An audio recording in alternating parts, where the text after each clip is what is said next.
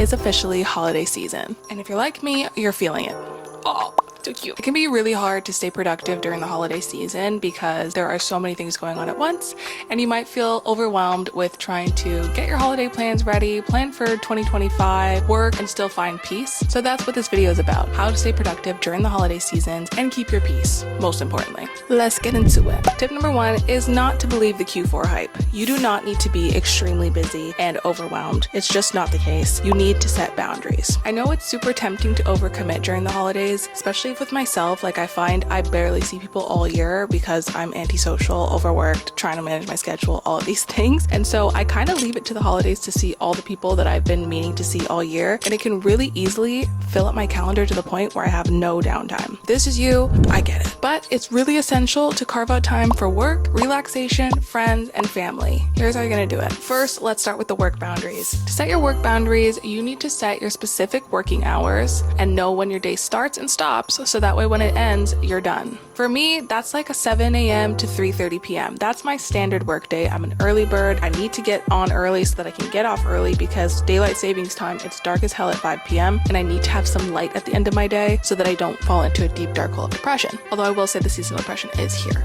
And she's lagging. Some ways I try to mitigate it to make sure I get enough vitamin D from this gray light that's outside is to set my working hours. One thing you're gonna do is you're gonna go on your calendar. If you didn't know this, you can set working hours for your calendar. I'm sure you know this, but honestly, I didn't even know I could change it. I thought it was always a standard 9 to 5, but you can actually set specific working hours in your calendar. The extra tip behind this is not to set your full working hours in your calendar. If I start at 7 a.m. and I plan to clock out at 3:30, my calendar does not show 7 a.m. to 3:30. Instead, it shows 7:30 to 3 o'clock. The reason I do this is because I don't want anybody booking me for a meeting at 7 a.m. and I certainly don't want anyone booking me for a meeting at 3:15, 3:30. When I'm supposed to be packing my things up and getting away. So if I put it at 3 and someone sees that my calendar ends at 3 and they want to book me for an hour, they need to now book me at 2. This is how you mitigate not working overtime and suddenly seeing yourself at 5 o'clock still working if that's long past the end of your workday. And another tip I have is to block the last 30 minutes of your day with the recurring meeting, something called focus time or cleanup. That's just going to allow you to reclaim the last half an hour of your day so that you can clean up your inbox, write your to-do list, make sure you know what you're doing the next day, and clock off when you're supposed to clock off. If you're not already doing this, it's going to seem hard, but it's great to set boundaries at work because people are going to start understanding, hey, so-and-so is not going to be available for a meeting at 4 o'clock. So if I need something from them, it's better I book it earlier in the day so that they can plan to finish it same day or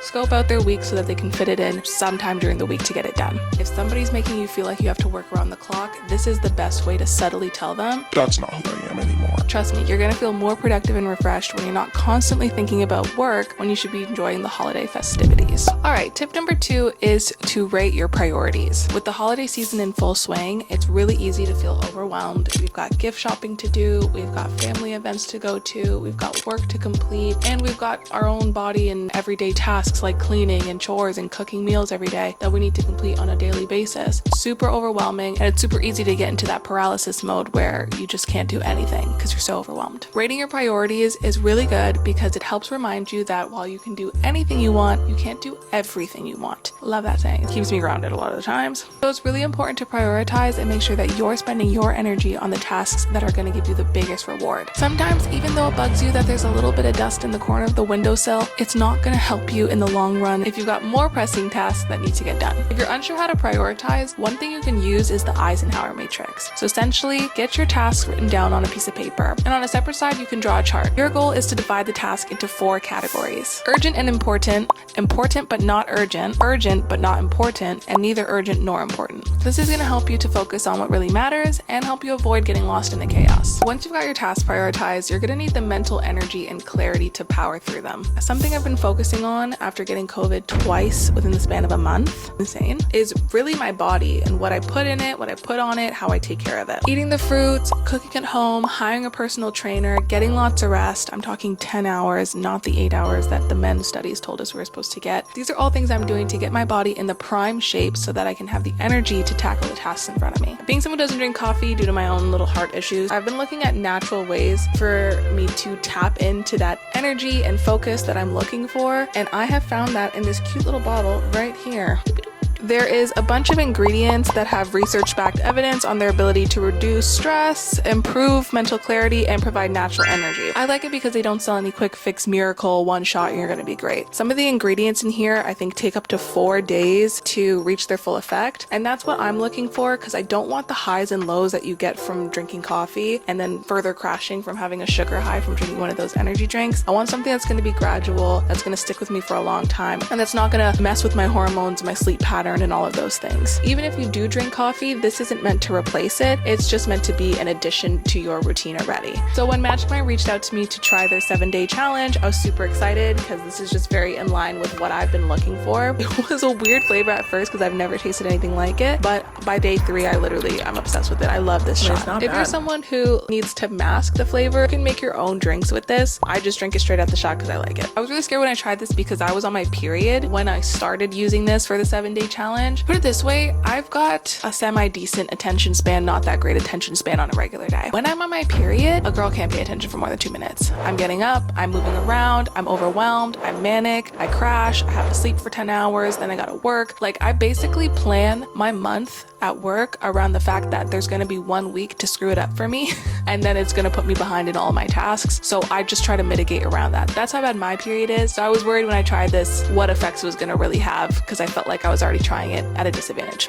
I was shocked, but I am happy to say that I did notice a significant improvement in my focus. And it's something really subtle. Like, they say to take this about 5 to 10 minutes before you're starting a task. I recommend that. By day 4, when I took this in the morning and would do my work, I would look up and see, oh my God, 2.5 hours have passed. 2.5 hours for me on my period to be doing something straight, all focus, no change in attention span. Insane. So claps all around for that. Anyways, I've been buying it and trying it and I really like what it's done for me. So if you want to try it, click the link in my description. I'll also post it in my comments and use my code KEEKS20, which will get you up to 48% off your first subscription and I think up to 20% off a one-time purchase. Cheers! Tip number 4 is to embrace flexibility. Okay? This is mainly a tip for myself because I can be rigid as when it comes to plans that I make and my lack of flexibility to change them. Okay, so Kiana, listen up. At the end of the day, the holidays are unpredictable and things won't always go according to plan. Your usual routine might get thrown off by last minute plans and changes in schedule and weather and all of the things that are out of our control, and that is okay. Kiana, are you listening? Adjust your schedule, be flexible with your routine, and don't focus too much on being perfect. It's not real and it's unattainable, and who wants to be perfect anyways, because being imperfect is so much fun. And when it's getting to be too much, take a break. It's moments like those that I try to remind myself I'm so grateful to be able-bodied, where I can push my arms back away from my desk, stand up on my 2 feet, and go for a walk. So don't take the little things for granted. Really just take a step back to ground yourself and remember it's all about balance. Focus on what's important. This didn't get done. I missed this deadline. I'm trying to do this, but it ended up getting rescheduled. Some things can wait till next year, honestly. Everything does not need to get done by December 31st either. So just take a break, give yourself grace, and honestly, if all else fails, bake some cookies. It's something about baking a chocolate chip cookie from scratch that just really helps center me and distract me from all my problems in life. In fact, I'm gonna go bake some cookies right now. BRB. All right, cookies are in the oven. Let's get this last tip out the way. Tip number 4 is to lighten your load, okay? And by that, I mean delegate. D-E-L-G-A. Oh, D-E-L-E. Oh, I spelled it wrong.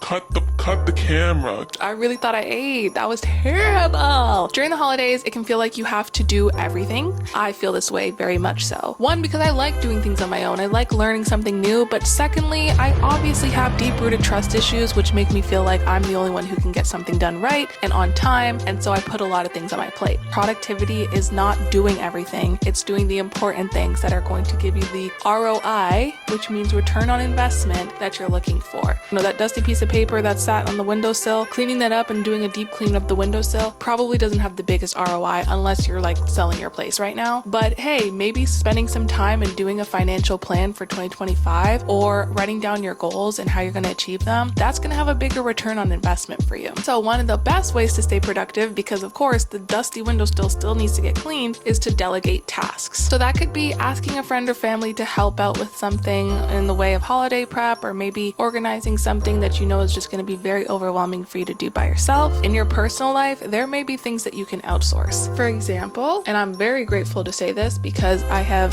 curated a lifestyle where I can even afford to do this, but I'm looking into getting a cleaner. It's crazy. I live in a 1-bed plus den condo. Why the hell do you need help cleaning this tiny ass apartment that you live in? Well, when you have the standards of cleanliness that I have, it's a lot. And mentally, I'm not someone who can sit and build and be able to get things done. Could be a procrastination thing as well, but it also just gives me a lot of anxiety for things to be not only cluttered. Clutter I can deal with more often than not, but just mess. Like there's stuff on the floor that needs to be swept. The window is dusty and I can see fingerprints. The mirror needs to be cleaned. The sink, I need my sink cleaned every night, okay? So I have a lot of high standards when it comes to cleaning, but at the end of the day, with the things that I have on my list and the things that I want to accomplish in the next year, I cannot put aside 9 to 10 hours a week doing deep cleaning work, because that deep cleaning work ends up being done after I finish a work day. So then after I'm done deep cleaning, I don't have any energy to do the things that are really going to give me that return on investment that I'm looking for. Point is, delegate. It's going to free up your time to focus on the important things and keep your stress levels in check, okay? Honestly, I'm planning on ordering a bunch of furniture and maybe I'll even hire like a TaskRabbit to build it. Honestly, maybe not. Baby steps. I love building IKEA furniture. Like, what are the odds? Who has time? I'm gonna do it. I'm not gonna do it. Maybe I'll call my brother. I don't know. Baby steps. Cookies are ready. So there you have it. Some simple tips to help you stay productive during the holiday season. Remember, it's all about balance and being intentional with your time. Now, if you're in a goal setting mood and you're ready to plan for the 2025 year ahead of you, watch this video to see how you can set, stick to, and achieve your goals in the new year. It's really focused on people who have shorter attention spans so that you can help make manageable goals to actually achieve and see yourself achieve them. And whether you're new here or you're one of my OGs, I love you. I hope you get the rest that you need this holiday season, and I hope you get to spend it with people that you love and care about and who make you happy, okay? Love you. Have some cookies. Enjoy your holiday season, and I will see you soon. Immediately grounded. I feel better already.